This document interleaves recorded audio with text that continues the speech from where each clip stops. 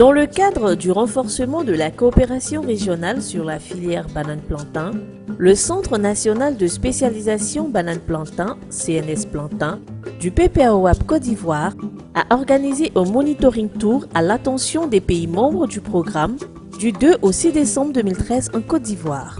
Une trentaine de participants, producteurs, chercheurs et vulgarisateurs venus du Nigeria, du Ghana, du Bénin, du Sénégal, du Burkina Faso et de la Côte d'Ivoire ont pris une part active à ce monitoring tour consacré à la découverte des acquis générés par le CNS Plantain. En effet, après 2 années de mise en œuvre des activités du CNS Plantain, d'importants résultats ont été enregistrés sur l'ensemble de la chaîne de valeur. Au cours de la visite des sites du CNS Plantain, situés au sud et au centre de la Côte d'Ivoire, les participants ont pu apprécier les activités en cours, les résultats et les impacts du PPAOAP. À cet effet, 2 techniques de production de matériel végétal, la technique de multiplication par souche décortiquée MSD et la technique des plants issus des fragments de tiges PIF ont été présentés aux visiteurs. Les visiteurs ont pu découvrir la production à grande échelle de plants sains de bananes plantain. Avec un potentiel de production de plus de 100 plants à partir d'une souche ou d'un réja de bananes plantain, les techniques développées par le CNS Plantain constituent une réponse à la contrainte liée à l'insuffisance de matériel végétal de qualité. Le CNS Plantain a introduit en milieu paysan 2 variétés de bananes plantain, Pita 3 et Fia 21, et la culture pure de bananes plantain comme une pratique nouvelle dans le paysage agricole ivoirien. La visite à un producteur de bananes plantain a permis aux participants d'apprécier le comportement de ces 2 variétés et la conduite d'une activité de culture pure de bananes plantain, notamment les itinéraires techniques, le niveau de production, les coûts d'exploitation, la rentabilité de l'activité et les questions d'accès au marché.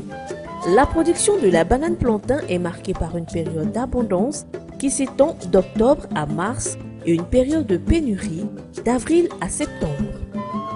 Des travaux ont été développés par le CNS Plantain en collaboration avec les producteurs et leurs organisations professionnelles, notamment l'Association pour le développement des cultures vivrières de la Côte d'Ivoire, ADCVI, sur la culture de banane plantain en contre-saison avec un système d'irrigation pour rendre la banane plantain disponible à toutes les saisons de l'année.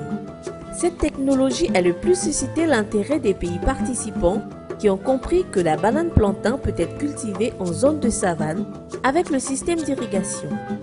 Les visiteurs ont vu en cette technologie une opportunité pour initier la culture de banane plantain et ou de mettre en place un dispositif de production de bananes de contre-saison afin de combler la période de pénurie dans leurs pays respectifs.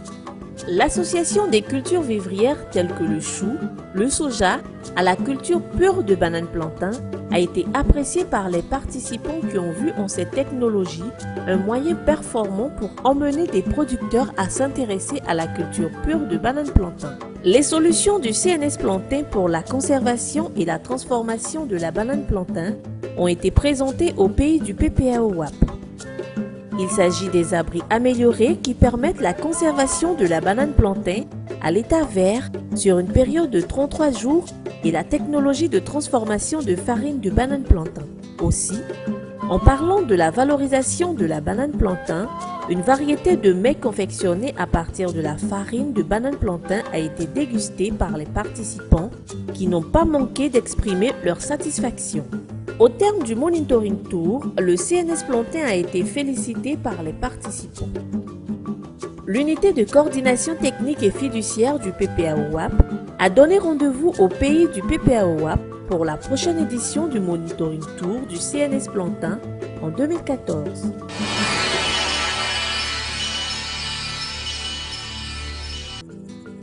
Après une première visite de vérification du démarrage effectif des activités du PPAOAP en 2012, le Comité national de pilotage CNP du PPAOAP a effectué, du 26 février au 1er mars 2014, une deuxième visite sur le terrain pour s'enquérir du niveau de réalisation des activités ainsi que leur impact sur la vie des bénéficiaires. Instituée par le Fonds interprofessionnel pour la recherche et le conseil agricole FIRCA, unité de coordination du PPAOAP, cette visite a permis aux membres du comité de pilotage d'échanger avec les bénéficiaires dans les départements de Tiasalé, Yamsokro, Tumodi, Boaké et Katiola. Plusieurs sites d'exécution du programme, dont entre autres les sites de production de semences de riz et maïs, d'amélioration de la productivité du manioc et de l'igname par un système de jachère amélioré à partir du parcage nocturne des bovins, de production de bananes plantain en contre-saison en zone centre-nord et des fermes d'aviculture villageoise ont été visitées.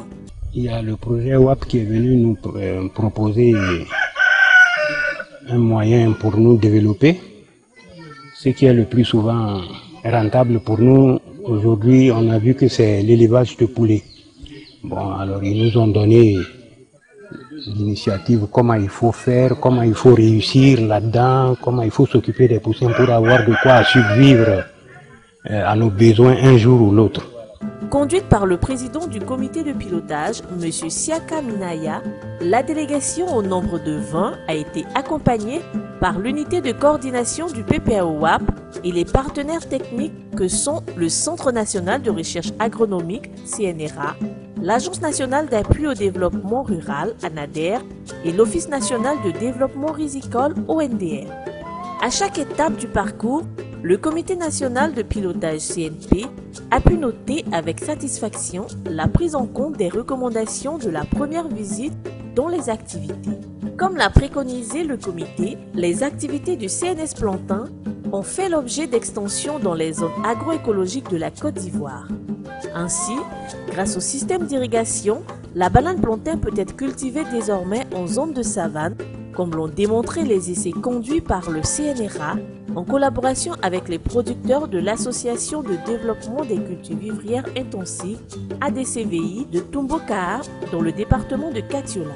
Nous sommes aujourd'hui des paysans modernes dans notre sous-préfecture parce que il y a des gens qui faisaient un peu de la banane de pied à pied dans les champs, mais ce n'était pas irrigué. Donc aujourd'hui, si on arrive à faire de la banane irriguée, donc c'est une chance pour nous. Donc je dis un grand merci au projet WAP. La délégation a pu constater l'implicative effective des bénéficiaires dans les activités de vulgarisation et de recherche-développement réalisées sur le terrain. Il faut dire que je suis très heureuse de cette deuxième mission. Ça m'a permis de voir des choses extraordinaires, contrairement à la première mission. Il faut voir des producteurs qui aiment bien le travail qu'ils font. Et puis le WAP, c'est vrai, contribue beaucoup à la sécurité alimentaire, mais il reste encore beaucoup à faire. Et pour cette deuxième phase, je constate que les producteurs sont vraiment associés à cette deuxième phase et je demande au WAP de faire encore plus d'efforts, de toucher encore le maximum de producteurs pour que les choses aillent de l'avant. J'étais très heureux de voir la prise en compte du volet gestion du terroir avec ce que nous avons vu à Tumodi, où le parquage des animaux est associé à la production agricole. Ça veut dire qu'on fait parquer les animaux pendant une période, 4 mois, 1 an, et on les fait changer et le paysan vient prendre le relais pour produire soit du manioc, soit du vivrier, autre chose. Les échanges avec les bénéficiaires ont fini par convaincre les visiteurs de l'appropriation des nouvelles techniques culturales ainsi que des technologies agricoles telles que les variétés améliorées de bananes plantain, de manioc, de maïs et de riz introduites par le programme. Les producteurs rencontrés ont salué avec beaucoup d'enthousiasme la contribution du programme sur leur productivité agricole et sur la rentabilité financière de leur exploitation. Aujourd'hui, il est mieux de produire et de transformer, mais il faut vendre. Il faut le vendre parce que si ce n'est pas vendu, c'est comme tout ce qu'on a fait, c'est à zéro. Donc nous sommes réunis pour pouvoir le vendre. Parce qu'individuellement, on n'arrive pas. C'est de la quantité que les gens demandent. Et ensemble, nous pouvons satisfaire ces marchés. Voilà pourquoi nous sommes restés ensemble, pour vraiment améliorer notre revenu de vie. Véritablement, le WAP, après 3 ans, commence à atteindre son régime de croisière. Et les résultats que nous avons le montrent aisément. Il y a aussi l'aspect de satisfaction des bénéficiaires. On voit que de plus en plus, les bénéficiaires sont impliqués. Ils tirent profit des activités qui sont menées, leurs revenus sont largement améliorés, les rendements sont améliorés Et je pense que l'un des objectifs qui est d'améliorer la productivité et par ricochet améliorer les revenus des producteurs commence à être atteint. Les nouveaux défis à relever, c'est maintenant la diffusion des technologies. Nous avons vu qu'il y a beaucoup de technologies qui ont été générées. Il faut que nous mettions à profit les 2 années qui restent pour faire une diffusion de ces technologies-là, pour que les résultats ne soient pas seulement localisés sur les sites où nous intervenons, mais que ces résultats soient partagés par beaucoup plus de producteurs et d'acteurs. Au terme de la visite, le Comité national de pilotage a félicité le PPAOAP pour le pari gagné au niveau de la diffusion et de la génération des technologies agricoles au milieu paysan. Dans les grandes lignes, on a une marge qui démontre que l'activité est hautement rentable, c'est-à-dire la production de la banane, soit pour faire des rejets à vendre, soit pour les régimes ou les deux. Alors ça permet aux paysans d'accroître notablement vraiment son revenu. Et bien entendu, si le revenu est accru, donc c'est la pauvreté qui recule, ça c'est presque certain.